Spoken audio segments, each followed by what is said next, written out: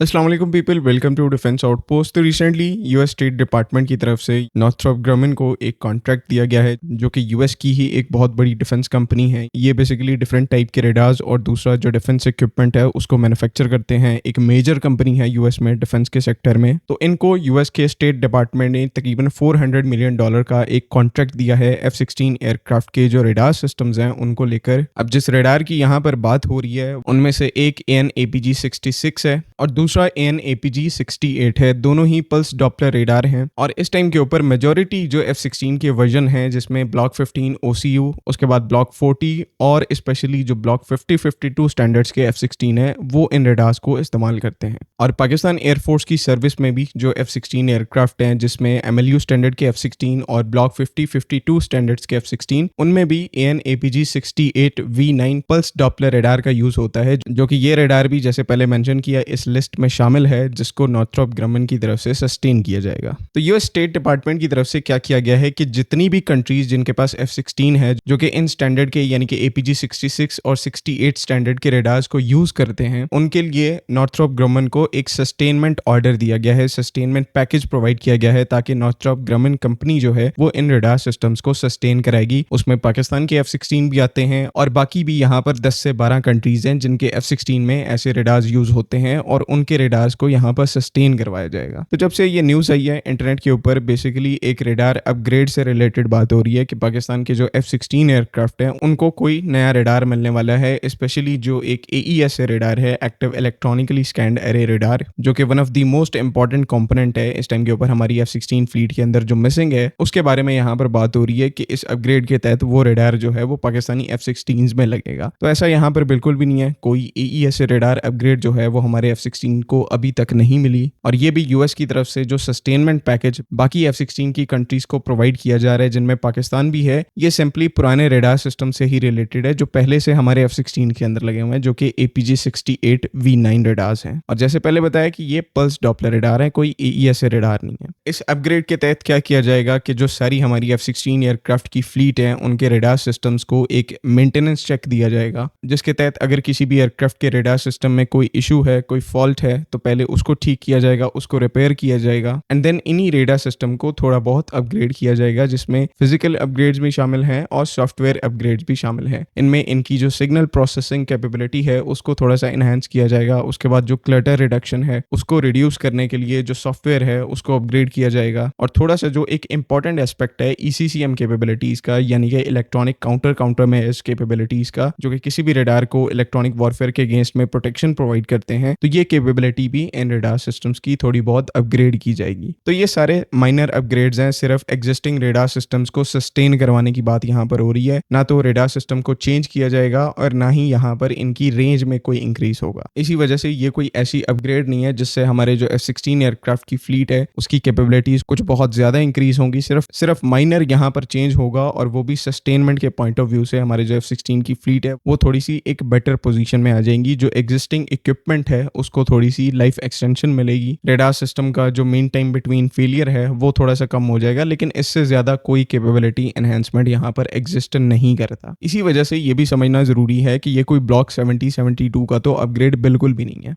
वो अपग्रेड अगर अप्रूव होता है तो हमारे जो एयरक्राफ्ट है वो कंप्लीटली इंटरनली चेंज हो जाएंगे, जहां पर रेडार सिस्टम भी नया होगा, इंजन भी नया होगा, कॉकपिट ऑप्ट्रॉनिक्स भी नए होंगे और साथ ही साथ वेपन सिस्टम्स भी नए होंगे। तो ब्लॉक 70-72 अपग्रेड जो है वो एक और ही लेवल पे है। ये माइनर अपग्रेड्स हैं और ऐसी अपग्रेड जो हैं वो होती रहती हैं, लेकिन फिर भी इन सब में एक पॉजिटिव एस्पेक्ट है और वो एस्पेक्ट यहाँ पर ये है कि यूएस अब यहाँ पर पाकिस्तान एयरफोर्स की जो F-16 फ्लीट है उसको लेकर काफी ज्यादा प्रॉमिसिंग नजर आ रहा है। यानी कि दिन ब दिन ये चीज क्लियर होती जा रही है कि वो पाकिस्तानी F-16 फ्लीट को नए अपग्रेड्स देना चाहते हैं और वो इन अपग्रेड्स को अप्रूव करने में भी कंफर्टेबल है, डिस्पाइट कि इंडिया की तरफ से आजकल एक कैंपेन स्टार्ट की हुई है जहां पर ये वेस्टर्न कंट्रीज को जाकर लिटरली रिक्वेस्ट करते हैं कि आप पाकिस्तान को एडवांस्ड वेपनरी जो है, एडवांस सिस्टम जो है वो प्रोवाइड ना करें। लेकिन फिर वही बात, इनकी बात की कोई वैल्यू नहीं रख रहा और जो सोफिस्टिकेटेड वेस्टर्न टेक्नोलॉजी है उसका भी एक्सेस यहाँ पर पाकिस्तान को मिल रहा है। खैर, इस टॉपिक के ऊपर इंशाल्लाह कल टाइम हुआ तो हम डिटेल में बात करेंगे। आई होप कि आपको इस पूरे टॉपिक की समझ में आ गई है।